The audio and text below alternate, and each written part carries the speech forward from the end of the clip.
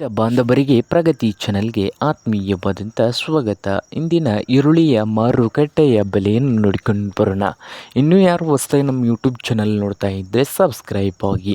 ಇಂದು ಈರುಳ್ಳಿಯ ಮಾರುಕಟ್ಟೆಯ ಬೆಲೆಯನ್ನು ನೋಡೋದಾದರೆ, ಇಂದು ವಿಜಯಪುರದಲ್ಲಿ ಒಂದು ಕ್ವಿಂಟಲ್ಗೆ 1,000ದಿಂದ 2,000 ರೂಪಾಯಿವರೆಗೆ ರೇಟ್ ನಡೀತಾ ಇದೆ. 1,000ದಿಂದ 2,000 ವಿಜಯಪುರ ಮಾರ್ಕೆಟ್ನಲ್ಲಿ. ಹಾಗೆ ಇನ್ನೊಂದು ಮಾರುಕಟ್ಟೆ ಚಿಕ್ಕಬಳ್ಳಾಪುರದಲ್ಲಿ ನೋಡೋದಾದರೆ 800 ರೂಪಾಯಿದಿಂದ 2,400, 800ದಿಂದ 2,400 ಚಿಕ್ಕಬಳ್ಳಾಪುರ ಮಾರುಕಟ್ಟೆಯಲ್ಲಿ ಒಂದು ಕ್ವಿಂಟಲ್ ಈರುಳ್ಳಿಯ ಬೆಲೆ ಇದೆ.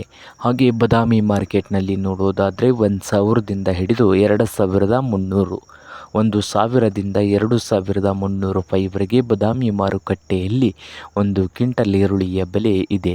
ಹಾಗೆ ಬಾಗಲಕೋಟೆಯಲ್ಲಿ ನೋಡೋದಾದರೆ 800 ರೂಪಾಯಿದಿಂದ 2,200, 2,200 ರೂಪಾಯಿವರೆಗೆ ಬಾಗಲಕೋಟೆ ಮಾರ್ಕೆಟ್ನ ಗರಿಷ್ಠ ಬೆಲೆ ಆಗಿದೆ ಒಂದು ಕ್ವಿಂಟಲ್ ಈರುಳ್ಳಿಗೆ. ಹಾಗೆ ಇನ್ನೊಂದು ಮಾರುಕಟ್ಟೆ ರಾಯಚೂರದಲ್ಲಿ 1,000ದಿಂದ 2,000 ರೂಪಾಯಿ ಲಾಸ್ಟ್ ರೇಟ್ ನಡೀತಾ ಇದೆ.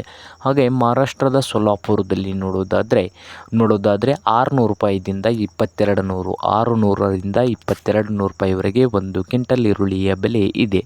ಇದು ಇಂದಿನ ಈರುಳ್ಳಿಯ ಮಾರ್ಕೆಟ್ನ ಬೆಲೆ ಆಗಿದೆ.